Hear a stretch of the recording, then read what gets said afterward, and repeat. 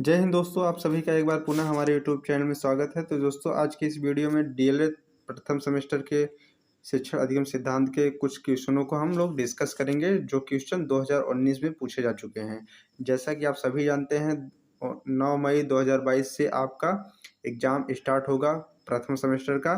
तो आप सभी लोग तैयार रहिए, प्रीवियस ईयर के क्वेश्चन पेपर को लगाते रहिए, लगातार उसको हल करते रहिए। तो चलिए हम कुछ क्वेश्चनों को यहाँ लेंगे और देखेंगे कि कैसे कैसे क्वेश्चन पूछे जाते हैं और उनका आंसर कैसे देना पड़ता है।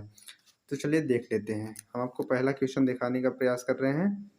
तो पहला क्वेश्चन आपके सामने है, निदात्मक शिक्षण को संक्षेप में समझाइए। तो देखिए, निदात्मक शिक्षण में छात्रों की समस्याओं का निदान किया जाता है। छात्रों की असफलता की जानकारी प्राप्त करना निदात्मक कहलाता है। मतलब जो छात्र है, पढ़ने लिखने से संबंधी उसकी जो भी समस्या है उसी को हम लोग हल करते हैं। ठीक है, जब हल करते हैं तो उसको जो है निदान कहलाता है। यानी किसी भी शिक्षण संबंधी अगर उसकी समस्या है तो उसको ही हल करना, उसको ही पहचानना, उसकी ही जानकारी प्राप्त करना निदात्मक कहलाता है। ठीक है, तो चलिए, जैसा कि आप ये समझ गए होंगे कि आपको कैसे लिखना है इसको एग्जाम में। तो चलिए दूसरा क्वेश्चन देखते हैं। तो दूसरा क्वेश्चन है आपका, उपचारात्मक शिक्षण किस प्रकार के बालकों के लिए उपयोगी होता है। देखिए, यहाँ पूछा जा रहा है कि उपचारात्मक शिक्षण जो है किस प्रकार के बालकों के लिए उपयोगी है। तो उपचारात्मक शिक्षण जो है शैक्षिक रूप से पिछड़े बालकों के लिए उपयोगी है। मतलब ऐसे बालक जो लिखने पढ़ने में पिछड़े हुए हैं। मतलब ये कि बालक अपनी कक्षा में और अपनी आयु के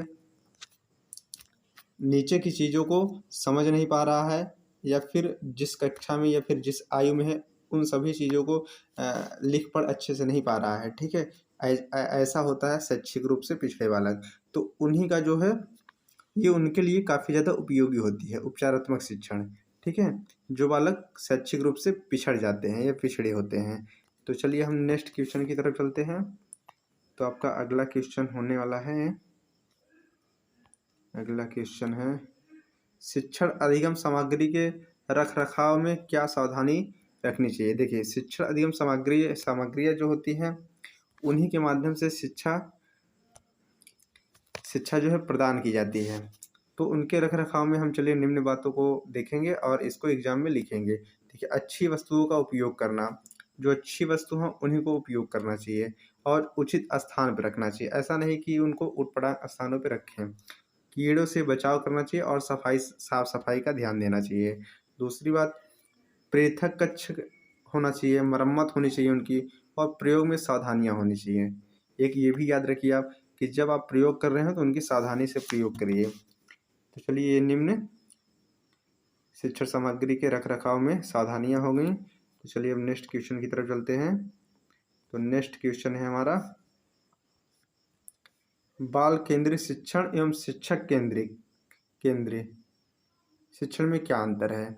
यहाँ पूछा यह जा रहा है कि जो बाल केंद्रित शिक्षण होता है एवं शिक्षक केंद्रित है, ये देखिए यहाँ थोड़ा गलत हो गया, छप गया है। तो यहाँ केंद्रित होगा। शिक्षक केंद्रित शिक्षण में क्या अंतर है, मतलब इन दोनों में आखिर क्या अंतर है। तो साफ साफ अंतर आपको बताते हैं। देखिए, बाल केंद्रित शिक्षण में बालक को केंद्र बिंदु मानकर शिक्षा प्रदान की जाती है, जबकि शिक्षक केंद्रित शिक्षण में शिक्षक को महत्वपूर्ण माना जाता है। देखिए, जैसे बाल केंद्रित शिक्षण में छात्र को जो है महत्वपूर्ण माना जाता है, वैसे ही शिक्षक केंद्रित शिक्षण में जो है शिक्षक को महत्वपूर्ण माना जाता है।